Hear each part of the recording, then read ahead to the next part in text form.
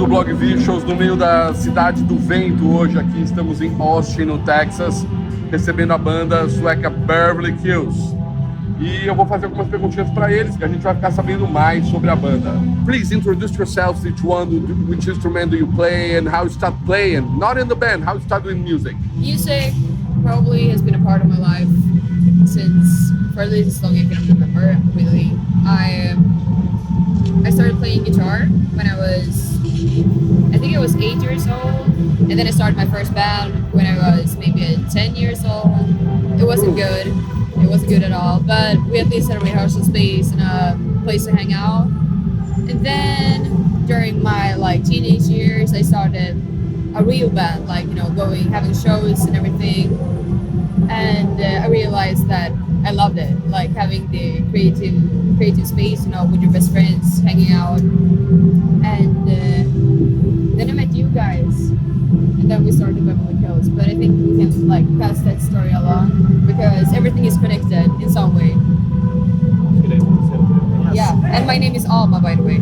Okay. Yeah, my name is Viggo. Played bass in Beverly Kills. I started listening to music when I was 11 or 12 or something, and my grandpa is an old jazz drummer, so when he noticed I was super into music, he basically was like, "Then you should start playing." And for some reason I didn't want to play guitar because everyone was playing guitar, so I felt like I want to play something Someone different. have to play the bass. Yeah, exactly. And so my grandpa got me my first bass when I was 12, and I've been playing bass with these two guys since I was 15, 16 or something like that. My name is John. I play guitar in Beverly Kills. And growing up, my dad was a music producer and my mom was a music journalist, so I didn't really have a choice. And then I started playing bass when I was 13 or 14, and I had the opposite problem of Viggo. Everyone I knew was playing bass. So they told me you have to start playing guitar. I can't play with you unless you play guitar. So I just started learning, and I don't know. I met Viggo and Hampus when I was 17. We started playing when I was 17. So we've had a few bands together in our old hometown. And then I met Alma in 2016. She moved to Gothenburg, where we were all living almost. Yeah. We decided to write some songs, and I play guitar at first in the band, but then I switched over to synthesizers. So now I'm playing synthesizers and I'm singing.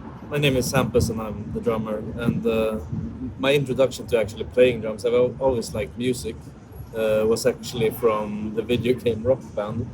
And I just played it a lot when I was a kid, and it inspired me to start drumming during music class in school, and I just really liked it. So my parents got me a drum set, and pretty soon after that I started playing with Viggo in my parents' garage. Yeah, my mom drove my amp to his mom's garage and we started out there. Yeah, and then I met John also, and yeah, they already told the rest of the history. So here we are. Yeah, exactly. Yeah. How can you describe your creative process, songwriting, those kind of things? How it works in the band? It's always a little bit different. It depends on where we are, I think. Some of the times it's Alma who's writing something on the synth and brings it to the rehearsal space, and we try to write something around it. Or Alma comes up with an entire song idea, and then we try it out. Or it's me having lyrics, Yeah. Everything, all of that finalized, I think, and then we just write a song around it. Yeah. Yeah. But most of the time it's always in the rehearsal space. We try to write songs together. Well, at least a structure to the songs together. Your latest single is Melatonin. How did the song happen? How it disappears for you? What's behind the song? Yeah, we made a tour in Mexico this past autumn, I think, in November, right? Yeah. Yes. Yeah, and I had a hard time adjusting to Local time. Yeah, I was jet lagged, and I woke up at 5 a.m. every morning, and I was just laying in bed thinking about my life situation, and I could hear you guys sleeping, having a good time, and then I started to think about and I think the relationship between the city and one person, and like how it can be to feel like a bit alone but still be among people. So I made some reflections about that and wrote the lyrics in my bed late at night. And then when we came home, we had like, okay, we have some spare time, why not like record a single? And then went to the rehearsal space and wrote it. Yeah. It was a kind of easy process, you know? Yeah, we had a bit of stressful situation because we knew we were going to South by Southwest, and we were like, we have an album recorded, released. Like we released our debut album in September last year. Yeah. Okay. We're like, okay, but we want to release something new before we go here. So we booked some studio time, and like, okay, but we have 2 weeks to write this song. Like, okay, so we just spent some days in the rehearsal space, and then it just happened. Yeah, and it was a very like fun and easygoing process, and we actually recorded live, and I think that added a lot to it, like the whole vibe of the song. Definitely. Yeah. Sometimes it's good to have that kind of pressure. Yeah. And you Yeah. have a schedule, you have to release it before a concert or before a festival, Yeah. something like that. Because nowadays you can work on your house, on a studio, and maybe you can make music and it can never end. Yeah. Yeah, you know, like everything can be fixed or Exactly. getting better at least. Do you think this song marks a change of direction? I read something about it or from the press. Do you think that's true, or do you feel that? I don't know. I think we're always open to like exploring new sounds and like new inspirations, and I think it's a main thing for us to always like give in to the inspiration when it happens. So I don't know if it marks a new chapter or whatever, but I think for sure that we tried some new things. That's a big part of our like just writing process. At least try something new. Yeah. We don't have to do it, but we have to at least try it, right? Yeah, true. Yeah. And I think that's probably like what we meant in the press release. Like maybe it's not all gonna sound the same, like the Melatonin song, but it's certainly gonna be more different than what we've released so far. Like it's gonna be different. Yeah. How was the concert in Mexico? Oh, Mexico was amazing Yeah, actually. it was insane. And Yeah, I like love Mexico. the whole experience was so surreal because touring in Mexico, like we haven't really toured in Sweden in that kind of way, you know, like having a lot of dates, just going in a band with other bands, having that experience was beautiful. Yeah, and seeing the cities and the crowds, getting to know the bands, it was great.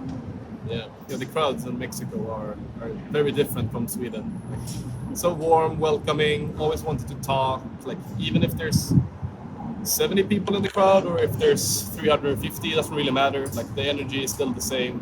Do you prefer playing in festivals with huge audiences or in clubs? Clubs. yeah, clubs for sure. Yeah, I mean, a bit of bigger clubs, but but I think every band has that idea of it. But yeah, I think we prefer the club thing. I think our music is experienced at the best time at a like dim lights kind of clubby setting. yeah, but Yeah. you guys like to move around a lot, so Yeah. not too small stages, at least. But if We're we not can, really day music. But if we can play bigger festival sets, then we're very open to it. Yeah, I think we never really done it, so that's maybe the issue here. But that would be so cool, like, for sure. How do you imagine the band and yourselves in 10, 20 years from now? Good question. Yeah, I can see us write some more albums for sure. The inspiration keeps coming, and I think we will do our best to tour a lot because we love it. I mean, I think we will always make music in this type of constellation. Like, I have a hard time seeing myself like not being with these guys. Like 20 years on, I think we'll still be writing something. We will If be it- a bit older, but and I don't know if you can rock as hard in 20 years. Do you think so? I will. I'm the Mick Jagger of this band. What are the most memorable moments of the career so far? Probably the embassy show in Mexico for me at least. That was insane. Yeah, Which city was that?